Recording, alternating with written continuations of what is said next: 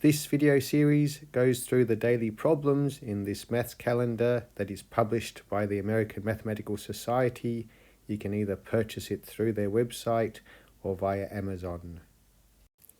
Today's problem is as follows. We're given a square and we're given this diagonal line here that starts halfway between the two top corners.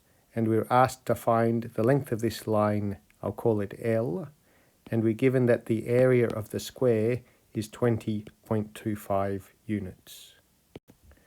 The way we will solve it is straightforward. Being a square, if we know the area, we know the side length, just the square root of A. And being a square, we know that each corner is a right angle, 90 degrees. So we recognize here a triangle, a right angle triangle. We know the side length. We know half the side length. Therefore, we just need to apply Pythagoras' theorem. Rather than work with this specific number here, we will get a formula for L in terms of an arbitrary area A. Let x denote the length of one side. Therefore, the length here of this part of the right angle triangle is a half x. Being opposite the right angle here, the blue line is the hypotenuse that we wish to find. For our triangle here, which is redrawn here, Pythagoras' theorem tells us that the hypotenuse squared is equal to this length squared plus this length squared. Or in other words, L is the square root of x squared plus, in brackets, a half x all squared.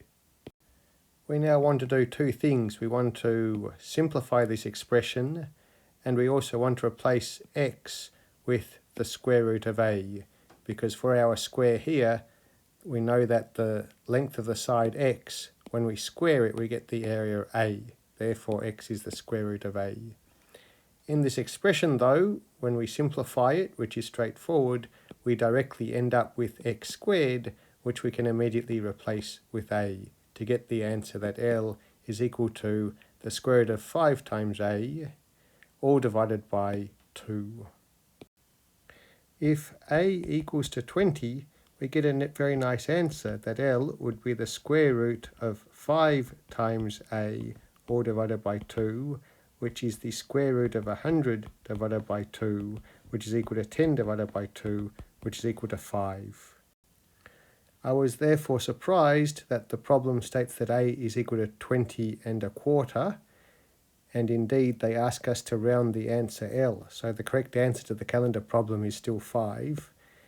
I realised the reason why they did this is because you can compute the square root of A in closed form. The square root of A is 4 1/2. That then allows us to write down 4.5 here and 2.25 here, but then when we come to apply Pythagoras' theorem, we're going to end up with an irrational number when we take the square root. The remainder of this video will talk a little bit about Pythagoras' theorem. Like a surprising number of theorems, Pythagoras' theorem was not discovered by Pythagoras. Indeed, it was known for over 1,000 years before Pythagoras was born. Another fact, perhaps surprising, is that there's not just one or two proofs of Pythagoras' theorem, but hundreds.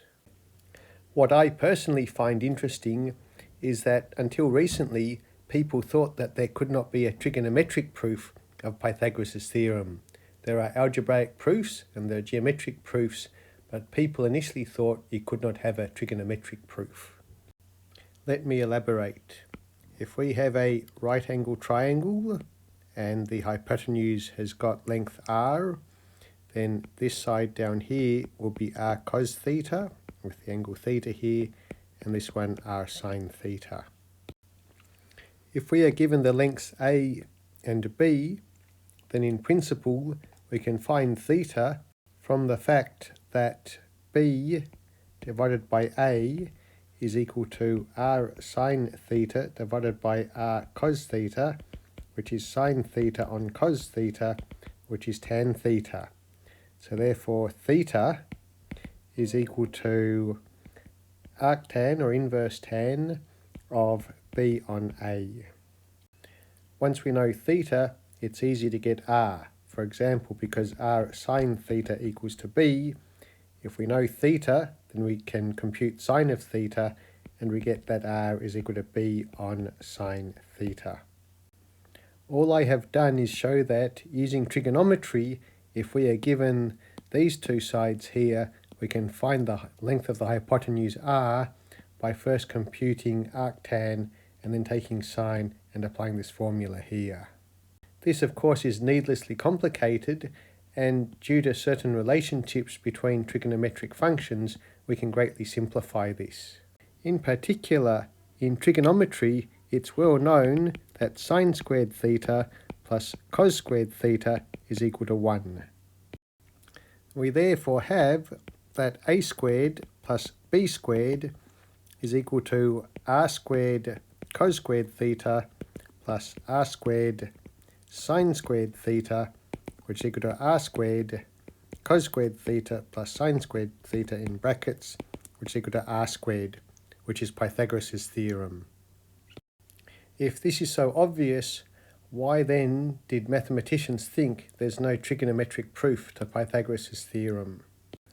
The problem is circular reasoning. Traditionally, this expression here actually is proved from Pythagoras' theorem. Therefore, we can't then use this to prove Pythagoras' theorem. Going further though, one can look at how we mathematically define the functions sine theta and cos theta. So to be a bit more precise, on the one hand we have the geometric or the real-world definition. By definition, if I have a triangle here with an angle theta here, a right angle here, then the definition of sine theta is precisely the number that I have to multiply r by to get this length here. That's what we want sine theta to equal. And then mathematicians want to come up with a formula for sine theta. You may or may not be aware that sine theta can be defined in terms of a power series. And the real question is, well, how do we know that that power series corresponds with our real-world definition of sine theta here? When we go from the real world to mathematics, at some point we have to make some axioms. We can't prove absolutely everything, we just have to accept some things as fact, and then everything else we can derive from those facts. The fewer the facts we rely on, the smaller the number of axioms, the more confidence we have that we are doing the right thing. This brings us to the fascinating question of why does sine x equal to x minus x cubed on 3 factorial plus x to the 5th on 5 factorial minus x to the 7th on 7th factorial plus continued on.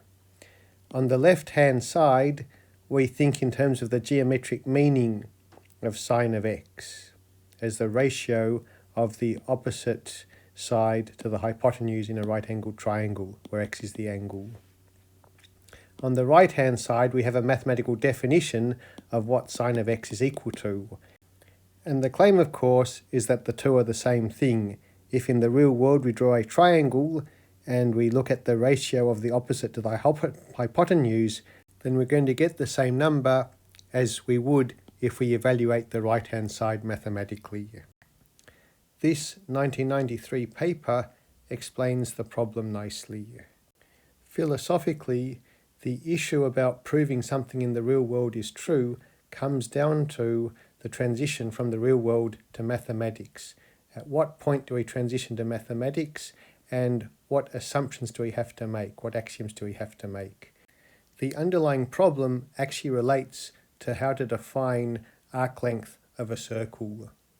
Archimedes realized there was a genuine issue here, and he had to add 2 axioms beyond those in Euclid's Elements, and I will try to hint at the difficulty on the next page. When trying to compute either the circumference or the area of a circle, it's somewhat natural to use polygons to approximate either the area or the arc length. An example of real-world reasoning or intuitive reasoning that everyone seems to accept as true is that the area of this red polygon is less than or equal to than the area of the circle. and the reasoning is simply that the red polygon lies fully inside the circle, therefore it's impossible for its area to be larger than that of the circle. And similarly, people are happy to believe that the area of the circle is less than or equal to the area of the green polygon, because the circle is fully contained inside the green polygon. In the mathematical world, what we can do is look at polygons with n edges when n is very large. Intuitively, if I have a polygon with 100 edges, it will look very close to a circle. Mathematically, we can be rigorous. We can compute the area of a polygon on the inside of the circle, compute the area of a polygon with the same number of edges on the outside of the circle, and look at those two numbers when the number of edges goes to infinity, and we find that those two numbers approach the same thing. So that means any shape that lies between these two polygons, it has to have the same area as the limit of these two polygons because it's sandwiched between there. And in this way, we can show that the area of the circle is pi r squared by taking the limit as n goes to infinity of the areas of the polygons either inside or outside the circle. The key point is that we had to accept beforehand that the area of the red polygon is less than or equal to than the area of the circle, and the area of the circle is less than or equal to the area of the green polygon. Once we'd done that, we could then move on to the mathematical world.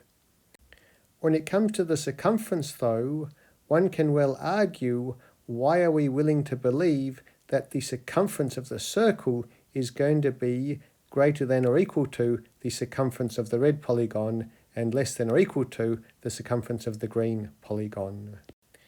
An example of a real-world argument that this arc length from here to here must be longer than this side length of the polygon is that the shortest distance between 2 points is a straight line, therefore the arc length must be longer than the straight line. However, if you accept that as being intuitively true, then you might want to pause and wonder why Euclid had to actually prove that in a triangle the distance from here to here is less than or equal to the distance from here to here plus the distance from here to here. Some mathematicians will say yes, this indeed does need to be proved from simpler axioms. Others will scoff at it and say even a donkey knows that if a donkey's standing here and there's food here, the donkey should walk in a straight line rather than go along this alternate path to get to the food quickly. It is not really a case of right and wrong, but rather just understanding what one is hoping to find and what the limitations are. From a pragmatic perspective, all that matters is when we come to apply these rules in real life, we get answers that work. In many ways, we don't need a proof of Pythagoras' theorem if whenever we use it in the real world, we build something according to Pythagoras' theorem, for example, and we find that it works. Just like in physics, something can never be proven correct, it can only be proven wrong, and the things that have not yet been proven wrong are the things that we use. On the mathematical side, one is always wanting to try to prove results using the fewest number of axioms possible. There will always be a gap though. There will always be a need for some axioms, so we can never quite bridge from the practical world to the mathematical world. However, we can make it more and more plausible in our own minds that all our mathematics lines up with practice. Anyway, back to Pythagoras' theorem. If we can prove that sine squared theta plus cos squared theta equals to 1, then we can easily deduce Pythagoras' theorem. Remember that normally we go the other way. First we prove Pythagoras' theorem, and using that we prove this corresponding identity between sine theta and cos theta. In this 1968 paper, a new approach to defining sine is given that's based on the functional relations that sine and cos satisfy.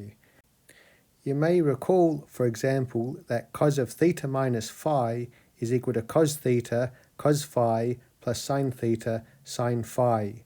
That's a functional equation that cos and sine satisfy. Importantly, these formulae can be derived geometrically without having to first mathematically define sine theta or cos theta in terms of a power series. Therefore, there's no circular reasoning going on here.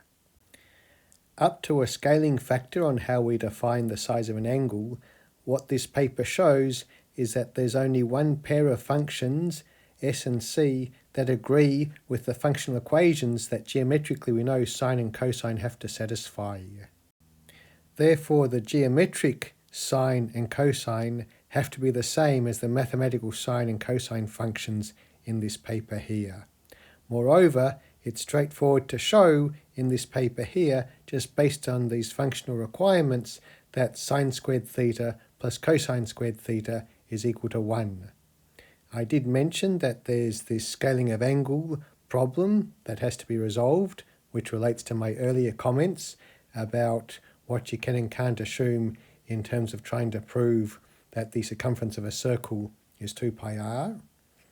But in terms of Pythagoras' theorem, it doesn't really matter what units we use to measure angle in. We just require that sine squared theta plus cos squared theta is equal to 1. And that follows directly from this paper, and then this therefore gives us a trigonometric proof of Pythagoras' theorem. To conclude this video, I mentioned that there's actually a geometric meaning of this power series expression for sine of x. Every single term in here has got a geometric meaning. That meaning can be found in this 1996 paper. The author learnt of this geometric meaning back in 1935 when he was in 8th grade from his mathematics teacher, who sadly died a few years later in tragic circumstances.